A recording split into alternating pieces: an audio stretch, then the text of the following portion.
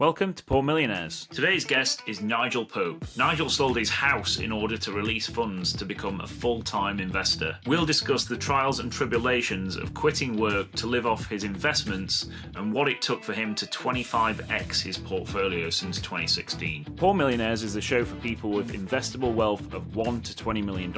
We strive to educate, connect, and inspire, to give you the tools you need to thrive and secure lasting prosperity for yourself and for your family. PoorMillionaires.com. Invest with ambition. This podcast is for educational purposes only. The information does not constitute financial advice or recommendation and should not be considered as such. Value of investments and any income derived from them can fall as well as rise, and you may not get back the original amount you invested. Nigel Pope, welcome to the show.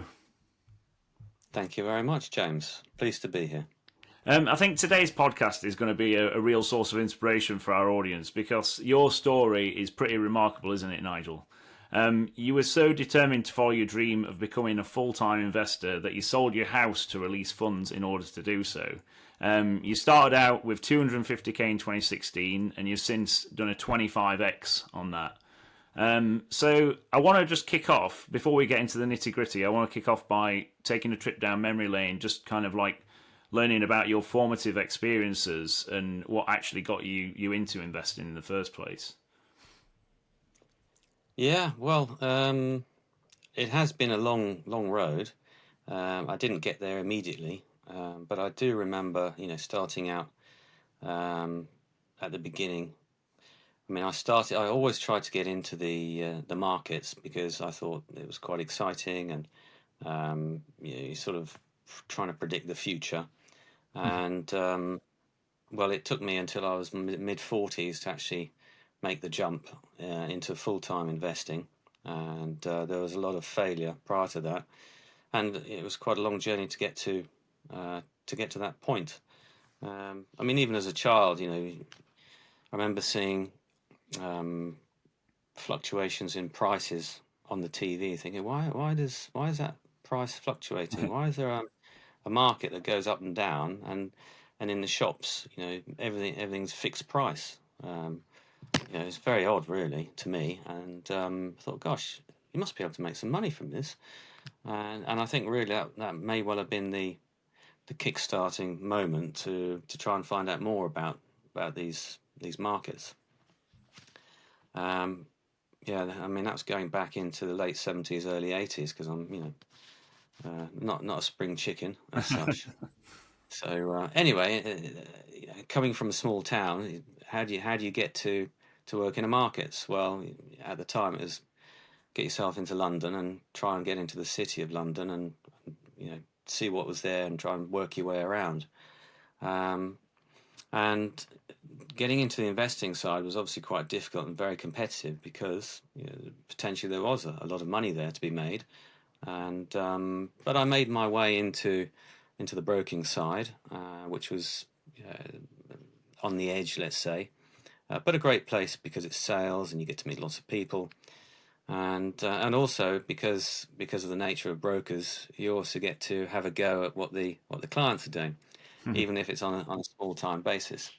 But it's all experience, and it all adds to your growth. So you found your way into the City of London.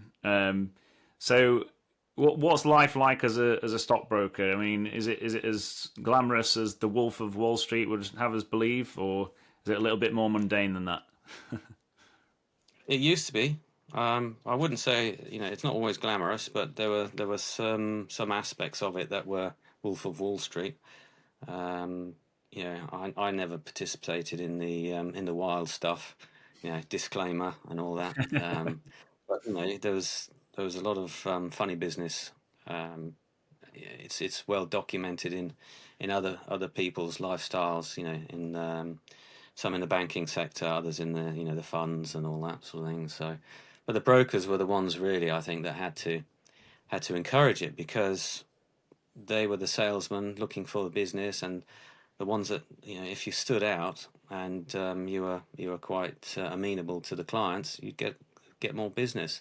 That's how it used to work back then. Of course, things have changed now. Everything's got to be fairly regulated and compliant orientated. So yeah, there was a lot of there was work and pleasure. Let's just say that. yeah, there were fewer restrictions than there are today. So what did you learn as a broker then? And because I would imagine that life as a broker is a lot more kind of like fast paced and hectic than life as a long term investor, isn't it? Because you know, Absolutely, yeah. absolutely. So what kind of what lessons did you learn as a broker that kind of aided you in your future career as an investor? The biggest thing that came out of broking for me was that um, you are very short term. Your job as a broker is to try and get the client to trade because you're paid on the trades, on the commission, and the client obviously if he's calling you, he's got something to do and he wants to trade. So the two together. But if you want to be a more of a full time investor, your your time frame changes to be a lot longer normally because markets don't normally move that quickly. Mm. Um, so your patience level has to be fairly high. So as a broker, um, I had a few experiences investing, trading, and doing futures markets and all that sort of thing, and it was short term. And I used to lose money, pure and simple. I just lost money, and I always thought I could do it, but never had any account last longer than 6 months. Just you know, So so clearly I couldn't do it, and I was just losing, and So in and terms of eventually, your early sort of investing experiences, then while you were kind of working as a broker, was this kind of more like sporadic investments here and there, where you kind of you came across something that you thought was a good idea, and it was a bit of a spur of the moment kind of investment, and then sometimes it didn't quite play out as planned. yeah, I mean back then, because we were dealing in related futures markets, um, short-term trading, life floor. The products that I was doing were interest rate swaps at a point prior to doing the equity derivatives, which again based on futures and options. It was all short-termism, and that's a bit of a crapshoot. So it's all good experience, but you come to a point where you realise that if you're not going to make any money doing this, it's just being sunk into somebody else's pocket. It's a pit, Yeah. and then you have to say, okay, do I want to be carry on losing money, or do I actually want to change my attitude and method, become a winning trader, let's say, or have a winning mindset? That's probably more to the point. I mean, there's many ways to win in the markets. You just have to choose the one that suits you and suits your psychological profile, I would say. I think in some ways it can kind of be a negative as an investor if you are working in the markets and you're kind of exposed to the sort of the hustle bustle of that every single day. It's very easy to kind of get distracted, I guess, isn't it, in terms of your investments, and it can make it quite difficult, I guess, to follow kind of a long term strategy. Absolutely, Yeah. absolutely. One of the big problems in working in these companies is that it's a huge open area. Whereas we used to have 300 brokers in the same big room, and then you've got TV screens with news and all this information and figures coming out at 1:30 and all that. And actually, you don't need any of that. You really don't. But the brokers do because at a certain point, the traders need to trade, and anything that makes the futures markets move will help or detract from making a trade for the broker. And I realized after I'd quit that role that news was a nonsense. It was actually noise, uh, and actually the quietness, thinking, reading was actually worth way more in terms of investment time than just and listening to nonsense. You know, oh, President Trump said something. Oh no, what's going to happen to the markets? Oh, this has happened. There's been floods in such and such. Oh, what's going to happen to the markets? Well, actually, it doesn't really matter so much. most of the time. You know, obviously there are some big seismic events that build up, and then you have a catalyst like the Lehman event. Um, but they're few and far between. COVID, of course, you know, there was also that. But they really are few and far between, and life does have to go on generally, and that's where you find your competitive edge as an investor, and you can patience is one of the edges, I would say. Um, so yeah, it was making that transition from the noise to um, less of that. Yeah. You know, contemplation was a big step. So, as part of that, I guess this is where we need to talk about your big decision to become a full time investor. So you actually made the decision to sell your house to release funds as kind of like the starting capital for being an investor, and eventually you ended up quitting work as well, full time work. So talk us through that decision, because that's kind of like such a monumental decision. What was like the thought process behind that? You know, how did it pan out logistically? Yeah, I mean, I was in my early 40s. I'd been working in the Middle East for a little bit, and you know, I'd had freedom to come into the office at 11, 12, which was obviously a couple of hours ahead of London, and there was more flexibility rather than that, you know, commute to work, got to be there at a certain time, 7:30, 8 o'clock to start, and then you go through till 4:35, and then you commute home. It was a long, long day in London, whereas in Dubai it was, wow, this is a lot easier. And I'd sort of been toing and froing between Dubai and London with the job, and I really wasn't enjoying it.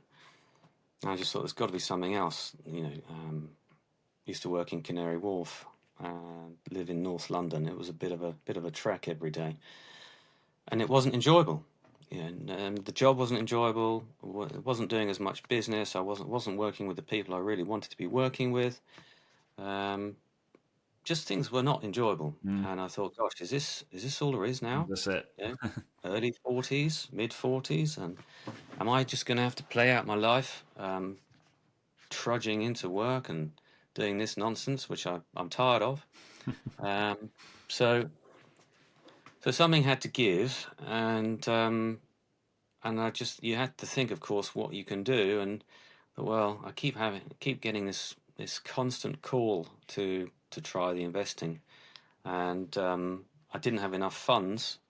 Um, so the only place where I could find the funds was in a house, and I thought, well, you know, if I could do that, I could free up funds. That would give me some money to play with, and also some time in terms of money. That if you know, as and when I quit the job, I've got money to live off.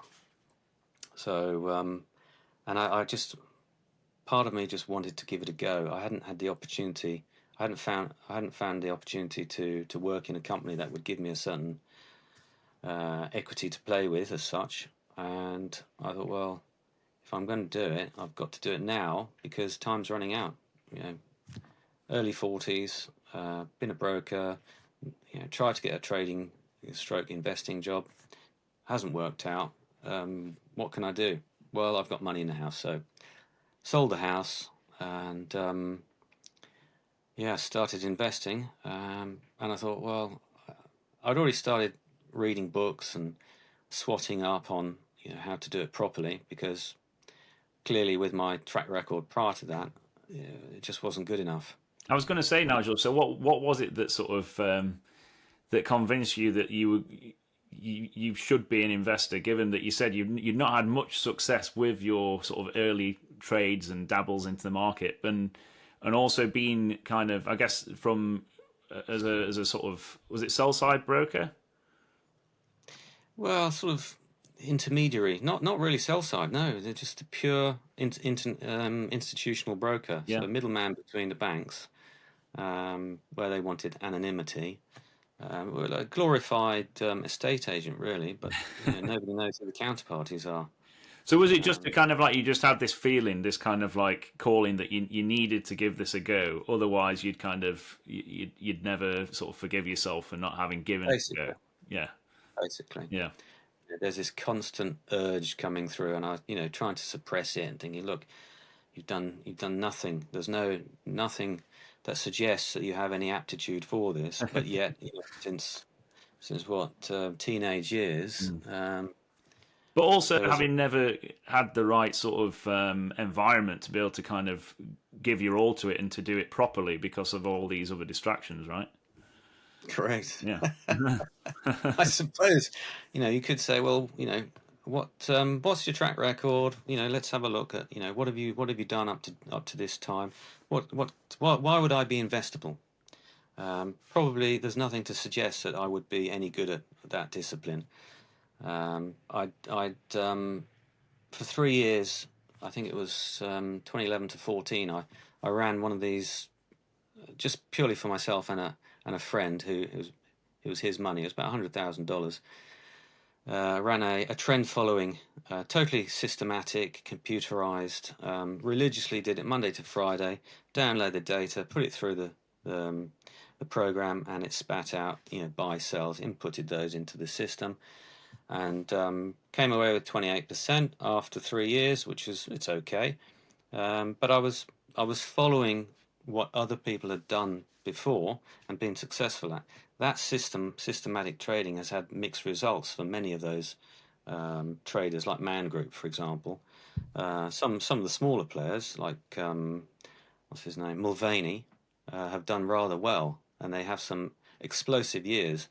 But it just wasn't good enough, and it was just copying other people, and 28% is just not going to do anything over 3 years. It might be great for an institution, but it's no good for someone trying to not quite race ahead, but go a little bit faster. Mm. And so then, I really had to swat up a little bit more than the information that I actually had in my brain. Yeah. And this is my next So question. So obviously, having produced that kind of result, if you were, you become a full-time investor, you've got 250K of capital, presumably that means that you're going to need much, much bigger returns in order to kind of like become self-sustaining. So what was it? How did your investment sort of mentality shift when you did become a full-time investor? yeah, well, um, I didn't realize that at the beginning, in all truthfulness. And so one of the greatest qualities of an entrepreneur is to be able to pivot. Yeah. If something's not working, you go and do something that does work, and if that works out nicely and it keeps working, all well and good. So, like I said, there's many ways to skin a cat, but if you're not getting the results on one particular style, then try another style. And that's really how I started. I started with not very good results, and then from reading and listening to others and finding mentors, be they alive or dead, because there's so much information in books, and today now there's information online. You can, if you have the time to sit down and filter it, and you can see what key aspects you can take from certain methodologies that have worked in the past, and there's no reason to suggest they won't work in the future, because markets are based on human psychology. Nothing's changed in the human psyche, so should really continue. Fear and greed, all these sorts of things. So I would say I got a little bit lucky at the beginning, first couple of years, but I was looking for certain qualities in some stocks, and I probably picked the right time as well. So yeah, I'd say I was a little bit lucky, and you need a bit of luck, of course. But the methodology hasn't really changed since I started. It's probably been refined somewhat. But yeah, I had 100% in the first year and 100% in the second year, so that's enough to go, wow, I've got something here. I can run with this. 250 becomes 500, becomes a million. Wow, next year 2, 4, and so on and so forth. But of course, it doesn't always work like that. And so, how would you characterize your investment style then? Is it value, growth? What? Yeah, well, it is. Initially, it's value. I try and look at NAVs, whether there's high or low amounts of debt on the balance sheet. So I look at the balance sheet first of all. Mm. Look at whether it's got a good track record of profitability, and has it fallen upon difficult times, and if so, why? And are those difficult times likely to continue or revert to the norm? So that was the basis of my initial investment years, and the timing was pretty good as well. That's something that I hadn't realized at the time, but the timing was obviously very important. So I made good money purely because they were down and out, and then reverted to better times, and then that subsequently got reflected in the price. So we're kind of looking at deep value investing with kind of like asset backing, so a bit of downside protection, but then presumably with some kind of potential catalyst to sort of to re-rate the stock. Is that Yeah, a good way of yeah, summing it up? yeah. Yeah. I mean, I realised that you don't have to look at that. That's the core of it, because I'm trying to get a belt and braces approach where financially the company's strong and it's just having a tough time. Maybe it's also growing. It's just having a bad growth period, but there's still plenty of room to growth. That's even better, to add into the picture, because it just gives you a greater, lower cost entry point. Again, it's all Buff. You can go back to Buffett and start with Buffett, and then build out. Buffett, of course, is in a different league with the amount he has to manage. I think if you're a smaller account, you can be a lot more flexible. You can try a lot more different things, and you should really get better results. But Buffett famously said if he was starting out again, he'd look at small caps to invest in. yeah, Yeah. So what yeah, what because kind of that's what's your normal hunting ground? Are we looking at mostly blue chip or small companies or what? I like blue chips. Um, if they've really fallen on hard times, I like them. I like the market perception to be terrible, as if they're going to go bust. Glencore famously in, was it 2015, 16? They were, oh, they're going to go bust from being star to fallen star. Yeah. 2015, 16, and I think got down to about 70p, something like that.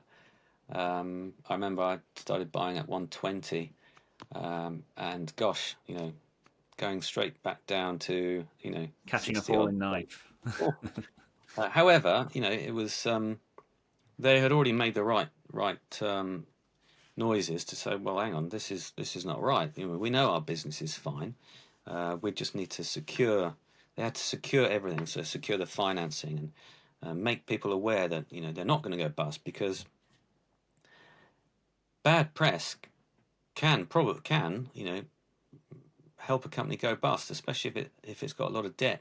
Mm. Bankers can call in those debts, and for Glencore, I think they had quite a bit on short-term debt to cover uh, their commodity assets, commodity financing, which is so I think maybe they came under attack, but they handled it very well, and by the end of 2016 they were in a good place again, as I recall. That was a decent winner. I think might have been 200%, something like that. So a good one at the time. But yeah, so what was the question again? It was catching a fall. We talked about catching a falling knife. Yeah, not a good idea in principle, but Yeah. sometimes it's the only option. And I think so. So your investment style has sort of transitioned since then, hasn't it? Because you initially all you needed to look for was kind of like the deep value situation and the potential turnaround, but now you've shifted to incorporating sort of technical analysis into your decision making as well, and making sure that the stock has actually found a flaw before you start to get involved. Yeah, yeah. So I had a pretty torrid time. So a good 16, 17, a torrid 18, 19. I think the drawdown on the account was as bad as 70%. And that was a case of looking back, hubris, and thinking, oh well, no, I'm right. The numbers speak for themselves, but I'm happy to go through a 70% drawdown, not thinking that it would, of course. At one point, I was in one company, um, and well, probably 80% of the portfolio was in one company, and it was trading at near cash. You know, nonsense, but there it was. You know, it shouldn't, but it was, and it's a very uncomfortable place to be. Yeah. And it was, yeah, it was a difficult period. Let's just say that That must have I'd been gone from, such an emotional roller coaster. You talk about yeah, having a 70% drawdown in the sort of early years, kind of like a real baptism of fire. What? How was your kind of how did your psychological state fare during that time? I mean, it must have been really difficult. it was, it was pretty bad. Um, and I had to um, I had to move in with my parents because I was short on cash and I was funding my ex and daughter. Um, so I was the one that had to make the sacrifices. uh, but then you got to roll with the punches. That's what entrepreneurs have to do. To keep their businesses Yeah. going. And yeah, so that was a difficult period. And then COVID came. Although it started to things started to get better towards the end of 19, and although COVID was a bit of a shock, it wasn't as bad for my portfolio as it was for many others, thankfully. And towards the end of 2020, things were looking a lot rosier. But that experience forced me to reevaluate um, my risk management, Yeah. and I just thought I don't ever want to go through that again.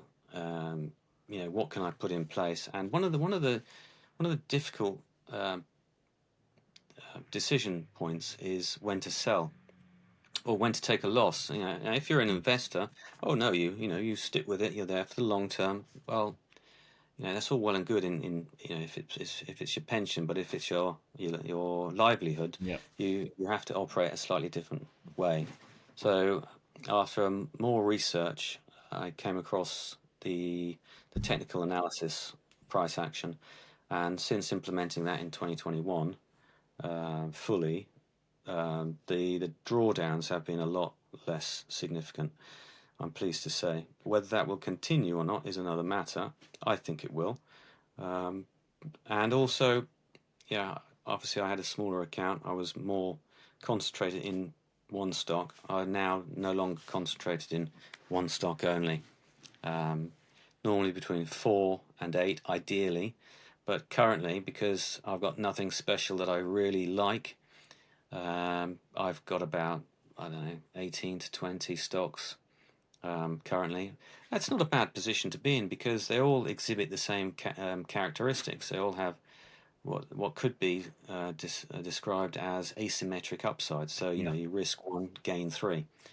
And that's really what you're after. I suppose, really, to have that many available in the portfolio is better because I know I don't need to be concentrated.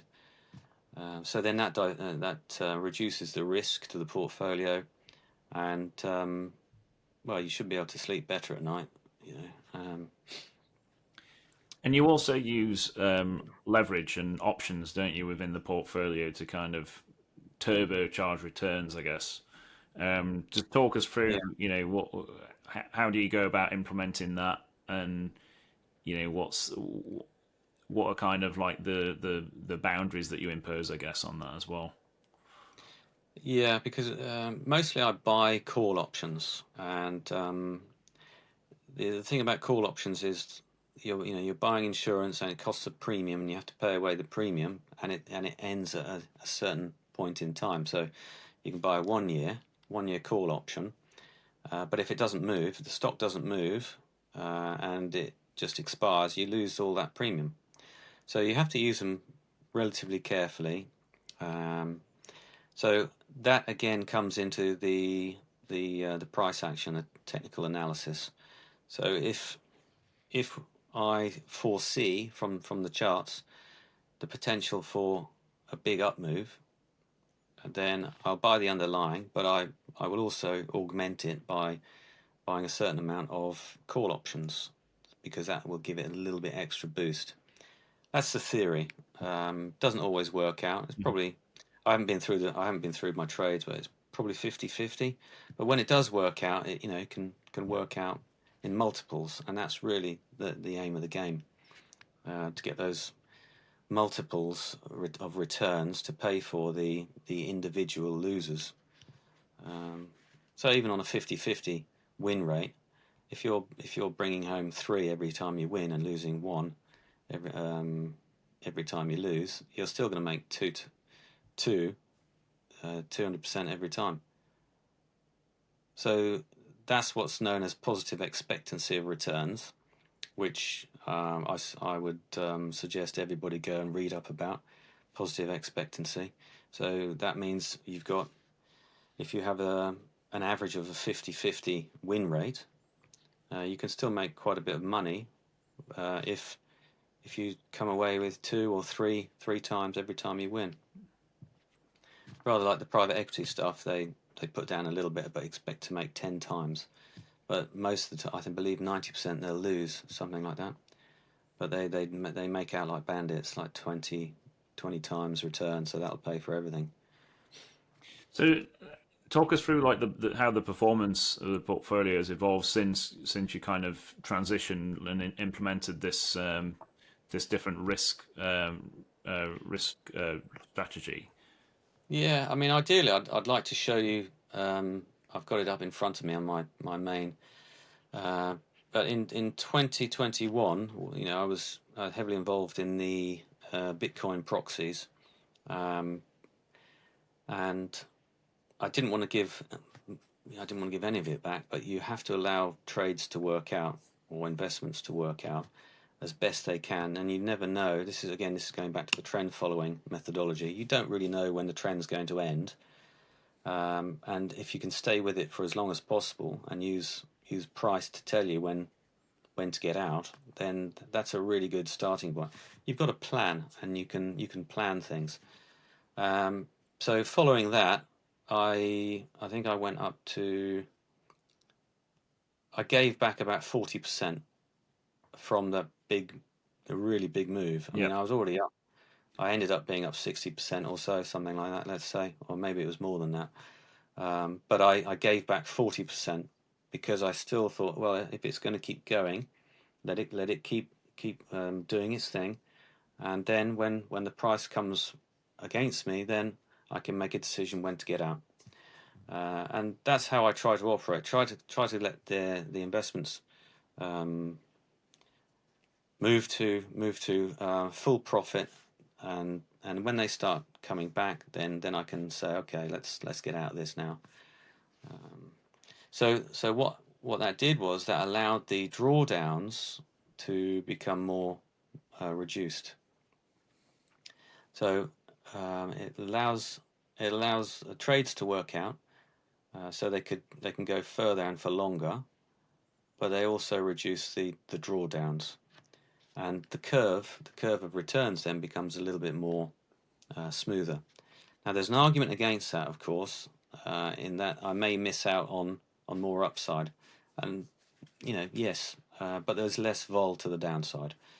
So I want vol to the upside, but I don't want vol to the downside, and that's really how I try and position things. That also allows me to take on a little bit more leverage. So I use up to 1.3 times the total equity, so 30%, which is not excessive, and some people use 10 to 1, but 1.3 is where I'm comfortable. That just gives me a little bit extra, because I think I can outperform 6% charge that Yeah. the brokerage account offers me. I mean, there's some of the companies, they're so washed out, but they're still producing good returns, and they're paying out dividends from good earnings, that it'll just pay off the 6% nicely whilst I'm waiting for any upside. Paid to wait. Mm. And also that I guess a big factor in looking at this is the fact that you've got to eat as well. This is not just kind of like a portfolio that you're managing for, a big fund or something like that. This is kind of like your livelihood, I guess, as well, isn't it? So, Yeah. I guess So I don't have having a salary. less of the volatility is kind of a bit reassuring as well. It's less of a roller coaster for you in terms of knowing what tomorrow is going to bring, I guess. Yeah. So one of the one of the key things is not to go bust, of course. Uh, so as you rightly say, I don't work for anybody else. Um, I don't have a salary. Everything I live off comes out of the account. Yeah, Um, well, at least it used to. I've now branched out, and I have other streams, yeah. thankfully. And this is We'll the talk private about some of equity those stuff. in a minute. But Yeah. how have you found kind of like this transition then to this new lifestyle of being a full time investor? Well, is there anything that's kind of is there anything that surprised you about that as Well, you expected? it was um, it was very nerve-wracking to begin with, because I realised that taking the money from the house, there was nothing else. There was no job. It was just that money. And I remember saying, I've got to make this work, because, for someone in their mid-40s to lose everything, it's going to be really difficult. And plus the fact I didn't want to go and do that job again. So I had to make it. I just thought I have to make it work. Um, so looking back now, I think thank God it's worked. But it was it was very nerve-wracking. But the thing Yeah, that drove me forwards was the desire, that one desire, that I have to try this. Otherwise, I'll regret it. You know, um, I can't live with myself and not try this. It was like that. So um, yeah, there we go. So thank God it's worked out. so you mentioned that you branched out into some other investments as well, and I guess we'll talk about your private investments at this point. So how is that kind of? I guess that's been kind of like a new facet of your overall strategy that you've kind of added recently. How has that panned out for you, and is that something that you feel that other poor millionaires could potentially benefit from? Uh, I mean, I treat all investments fairly similarly, apart from the private equity ones, because generally the private equity ones that I'm involved with are startups. So there's huge potential, but they could just as easily go bust and lose the lot. I've got three currently. One's paid out. I've been involved with that project for nearly 10 years now, but the money is stuck. It's totally illiquid. You can put the money in, but you can't get it out. Um, no matter what you say to the management, oh, can I sell my share? Oh, it'll be at a steep discount. So you just have to leave it, Yeah, and hopefully it works out. I mean, I'm involved with, yeah, three or four. I'm involved with one of the main. There's a very well known ex Goldman's guy who's got a media company. I'm a shareholder of his company, which um, you know don't get that much information from. They're doing their best, but the money's well, if they fold, it's gone. Another one, as I say, is paid out after 9 years, but it's a very long holding period, and there's no guarantee. They started out with 3 employees, has now got 150. thank goodness that one's worked out as well.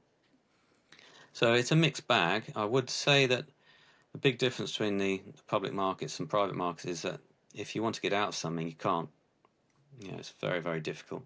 It has to be a success, which is why choosing the private equity stuff, you've got to do a lot of due diligence. At least with public markets, you get it wrong, okay, let's leave it, let's go, sell it, done. And I guess also having kind of like a spread of private investments helps, doesn't it? Because if one of them does well, it tends to do really well. I mean, and a few of the others might go bust, but at least you've got this one that's maybe done a 10x or something. Absolutely, absolutely. So you just have to let the management do their thing.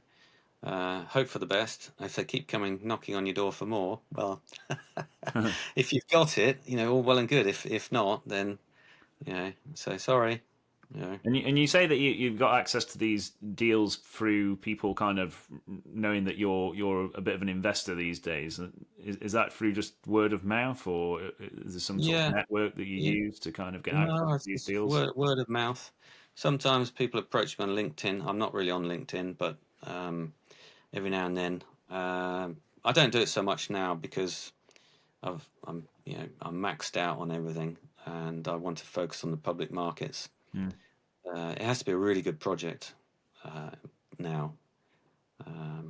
I've put in over the last couple of years. I've put into 2 projects which I really like, and that's enough.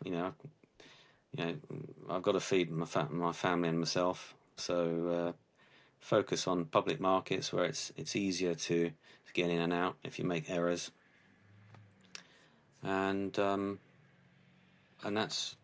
probably that's where the competitive edge is at present. So, what advice would you give to other poor millionaires that are kind of looking to maybe become a full time investor? Because it seems to me it's not been easy for you. Obviously, I would imagine you would say that it's been worth it in the end, given where you are today. It's been transformational for your financial position and your lifestyle. I mean, you're now fully financially independent. You've got a completely different lifestyle to what you used to have. I'm guessing you're a lot more fulfilled in your day to day life.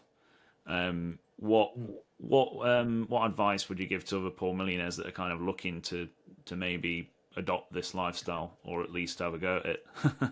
Yeah, have a go.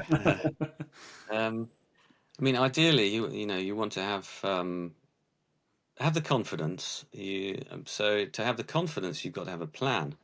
So you must have a plan of how you're going to do things, and know that it works, and you can go to the tried and tested. Um, go to the mentors that are around today, the people that have done it, and see how they've done it. And there's plenty of people that have done it. Start with Buffett. Read up on, because he offers a very good methodology to begin for everybody. Then you can refine it. You can read. You can learn about technical analysis.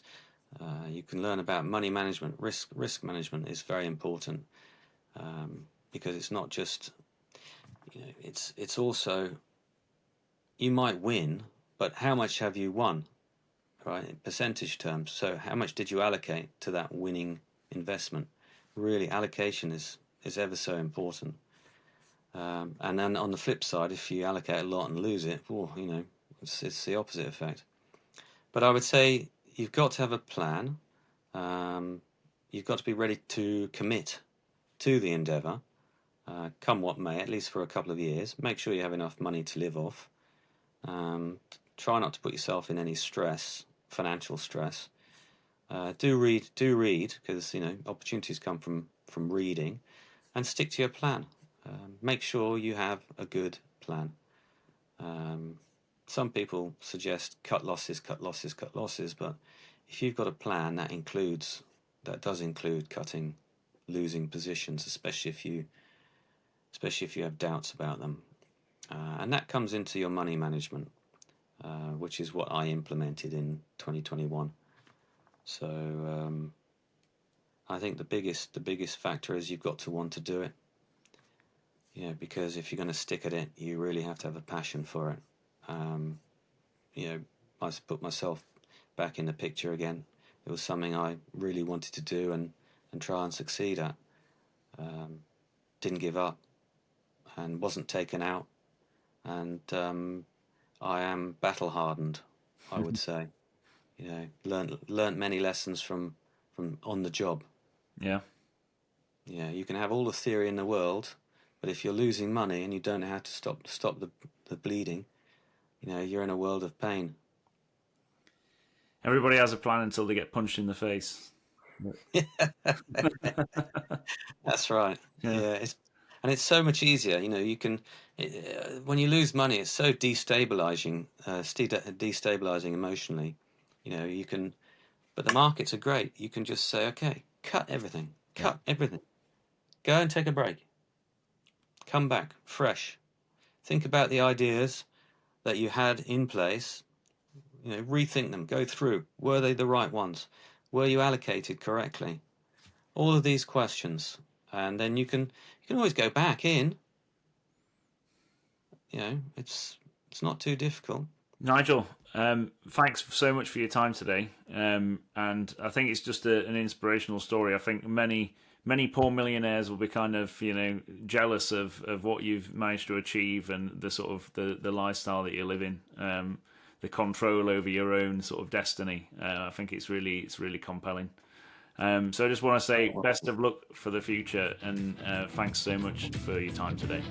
Thanks again to Nigel for his time today. Don't forget to hit the like button if you've enjoyed the show, and thanks for listening, everybody.